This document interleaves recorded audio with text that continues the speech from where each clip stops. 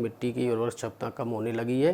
तो इसीलिए हम थोड़ा सा आपको ध्यान केंद्रित करना चाहते हैं जीवामृत पे। जीवामृत वास्तव में कोई न तो उर्वरक है न खाद है। जीवामृत तो वास्तव में बहुत सारे जो सूक्ष्म पोषक तत्व उनका संग्रह है।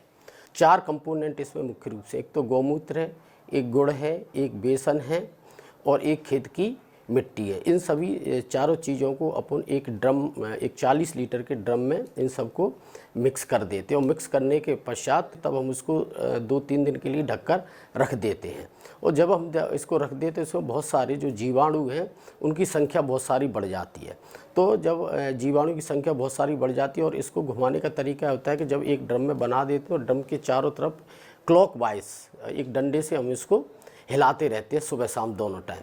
और जब हम देखते हैं कि कम से कम 6-7 दिन जब हो जाते हैं इस पूरी प्रोसेस को और पूरा उसका फर्मेंटेशन हो जाता है, किण्वन हो जाता है, उसके पश्चात उसमें जीवाणुओं की संख्या बढ़ जाती है। तो फिर जीवामृत से हम क्या करते हैं कि जीवामृत एक जो 40 लीटर का ड्रम है उस ड्रम में यदि आप डायरेक्ट खेत में डालना चाहते हैं तो उस पदार्थ को आप खेत में डाल सकते हैं। तो आप देखोगे कम से कम 15 दिन के उपरांत उसके तुरंत उसका रिस्पॉन्स देखने को अपन को मिल जाता है।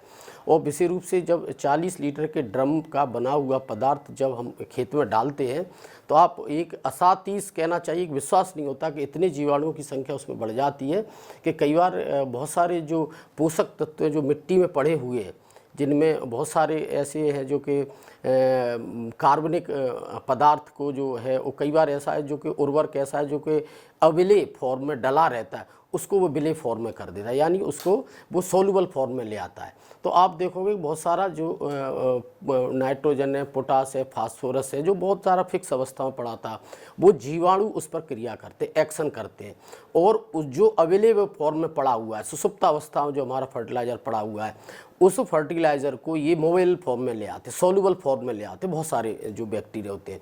और आप देखोगे कि ये जीवामृत का बहुत सारा रिस्पॉन्स आने लगता है। दूसरा सबसे बड़ी बात इसमें जो इम्पोर्टेंट बात ये है कि हम इसका जो गोबर इसमें ताज़ा लेते हैं और मूत्र जितना पुराना होगा उतना अच्छा रहता है। मूत्र पुराना होना चाहिए, गोबर ताज़ा होना चाहिए। फिर आप देखोगे कि और आप इसमें गुड़ भी डालते हैं। गुड़ की जगह यदि गुड़ हो हमारे किसान भाइयों के पास तो बहुत अच्छा है, गुड़ ना हो तो गन्ने का रस, जैसे कई बार गुड़ नहीं होता है किसान के पास, गन्ने का रस होता है, तो 2 लीटर गन्ने का रस भी आप प्रयोग कर सकते हैं।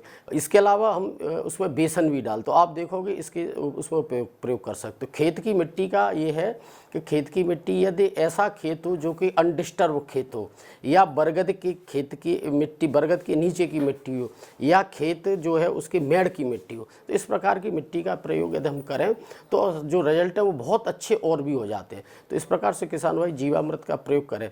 एक 40 लीटर का जो ड्रम का जो हमने आपको बताया वो आप ये समझ लें कि कम से कम 1 बीघा खेत के लिए पर्याप्त होता है। ये क्या काम करता है, ये सबसे इंपॉर्टेंट है। ये 5-6 काम करता है। सबसे पहले तो उर्वरक शक्ति बढ़ाता है।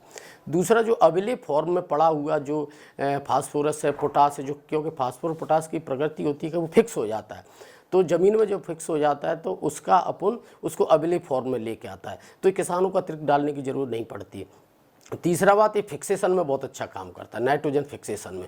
तो कई बार हम नाइट्रोजन की कमी भी होती है तो इससे पूरी हो जाती है। और चौथी सबसे इम्पोर्टेंट बात है कि जीवाणुओं की संख्या बहुत ज़्यादा बढ़ जाती है मिट्टी में, तो CN रेशो क्या है जो हमारी मिट्टी का बहुत अच्छा हो जाता है। तो आप देखोगे CN रेशो जितना अच्छा सॉइल का हो, कम से कम 12:1 यानी 12:1 में होना चाहिए, तो उसको ये मेंटेन करता है। तो इस प्रकार से ये जो जीवामृत है बहुत सारी चीज़ों को फ़ायदा करता है हमारी मिट्टी को। इसलिए हम किसानों को ये सलाह देना चाहते हैं कि उनको जीवामृत बिल्कुल आंख बंद करके और बिना किसी के सलाह सहमति से अपन खेत में प्रयोग कर सकते हैं। धन्यवाद।